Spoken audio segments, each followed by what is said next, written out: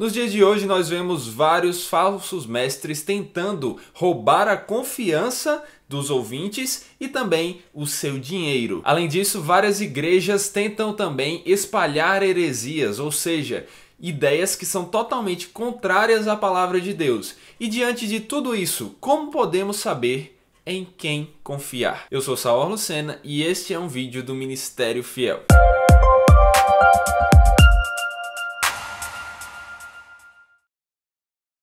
Esse aqui é o segundo vídeo da série Em Caminho, na qual estamos falando sobre o livro Deus, Face a Face com a Sua Majestade, do John MacArthur.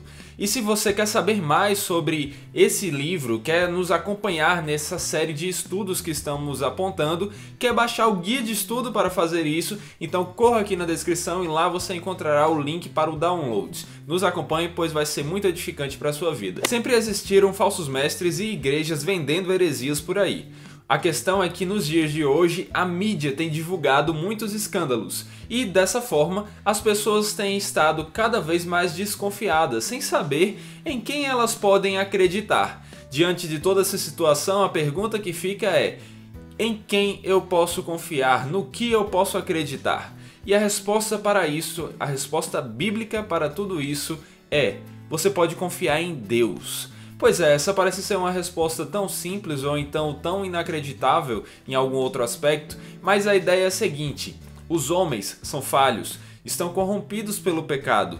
Contudo, Deus, ele é perfeito, ele é santo, ele não pode mentir. Além disso, ele é fiel em tudo o que faz e ele é imutável. Ou seja, diante desses atributos que eu acabei de citar, além de muitos outros que mostram que Deus é totalmente confiável, nós podemos saber que é nele que devemos acreditar. Quando tivermos dúvidas sobre algo, a fonte de confiança, a fonte de verificação sobre aquilo deve ser o Senhor, porque ele sim é completamente confiável. A Bíblia, como fonte da revelação de Deus a nós, nos mostra um pouco mais sobre esse caráter perfeito de Deus e sobre histórias que demonstram o porquê podemos confiar nele, o porquê o seu caráter demonstra confiança. E nesse segundo capítulo do livro Deus, Face a Face com Sua Majestade, o John MacArthur vai trabalhar um pouco sobre esse assunto, falando da história de Abraão e como Deus demonstra na história de Abraão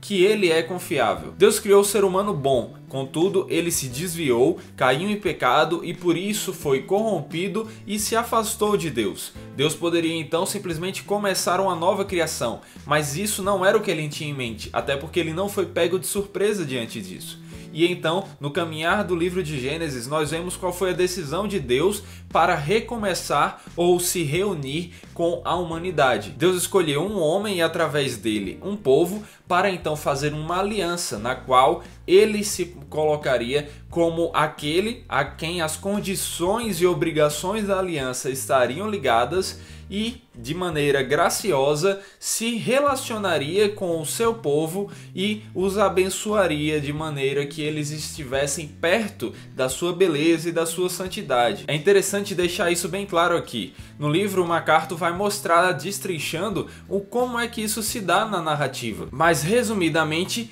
existia um ritual onde animais eram partidos ao meio e aquelas pessoas que queriam formar uma aliança passavam no meio desses animais partidos como um símbolo que significava basicamente que se nós quebrarmos essa aliança, que aconteça conosco o que aconteceu com esses animais, ou seja, a morte.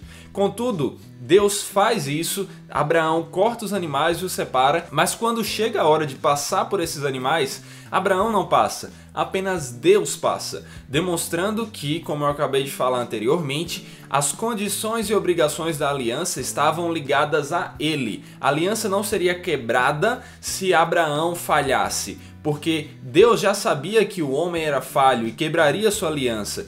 Deus já sabia que os descendentes de Abraão também falhariam. Contudo, ele, como fiel, que não pode mentir, imutável, não quebraria a aliança, de maneira que essa aliança estaria intacta e assim ele poderia continuar vivendo em comunhão com o seu povo escolhido. É claro que Deus não precisava jurar mas ele faz isso como se fosse uma maneira de descer até o nosso próprio nível e assim se comunicar conosco.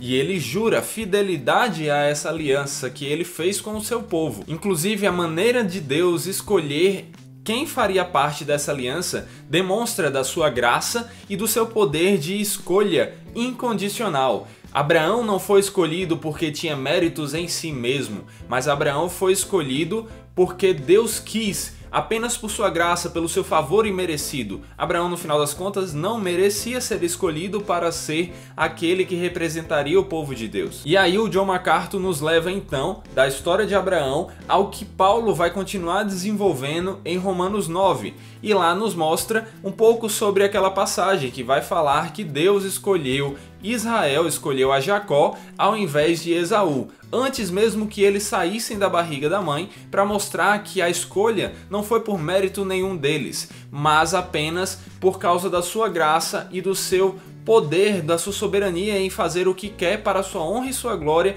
e para o deleite daqueles que ele escolhe. E essa eleição incondicional, o fato de ser Deus aquele que inicia o processo de salvação desde antes da fundação do mundo, já elegendo, nos mostra que podemos confiar também naquela que é a principal promessa de Deus no final das contas, a promessa de que seremos salvos, não pelos nossos méritos, mas pela obra perfeita de Cristo Jesus. E aí o John MacArthur volta para Romanos 8 e nos mostra aquela passagem muito conhecida dos versículos 28 ao 30, onde Deus diz que as coisas cooperam para o bem daqueles que o amam, daqueles que foram chamados segundo o propósito dele. Porquanto aos que de antemão conheceu, também os predestinou para serem conforme a imagem de seu Filho, a fim de que ele seja o primogênito entre muitos irmãos.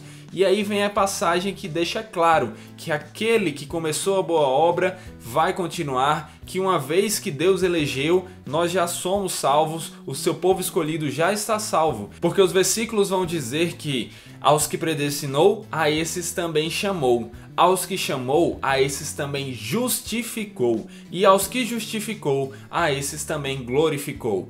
A ideia presente no texto, observe bem, não é de que aos que ele predestinou, ele irá chamar, ele irá justificar, ele irá glorificar. Não é uma ideia futura. Deus, como aquele que olha para o tempo como um ponto, como que vê o início e o fim, a partir do centro, diz que aqueles que ele predestinou, aqueles que ele chamou, já estão justificados, já foram justificados, já foram glorificados e continuam assim, continuarão assim. Esse texto realmente demonstra uma beleza a respeito da imutabilidade de Deus, da sua perfeição, da sua fidelidade e de como podemos confiar em todas suas promessas, inclusive na salvação, baseados no seu caráter e não no nosso. Porque se dependesse do nosso, da nossa corrupção pelo pecado, das nossas falhas e dos nossos desejos de fazer uma coisa num dia e outra no outro, com certeza nos distanciaríamos dele e cairíamos da salvação. E uma das últimas coisas que o MacArthur aborda nesse livro, já sabendo que seria uma dúvida ou um argumento que as pessoas levantariam a respeito da imutabilidade de Deus, é a ideia de que Deus se arrepende. Existem algumas passagens na Bíblia, por exemplo, ali em Gênesis 6, ou mesmo ali em Jonas, que demonstram a frase Deus se arrependeu. Mas observe, e ele deixa isso claro no livro, que a ideia de arrependimento ali não é que Deus tenha mudado a sua ação. A ideia é que as pessoas mudaram a ação na qual elas estavam caminhando com Deus e elas se desviaram. Portanto, Deus deixou de fazer o que estava fazendo. Mas não foi Deus que estava caminhando com as pessoas e então decidiu fazer outra coisa.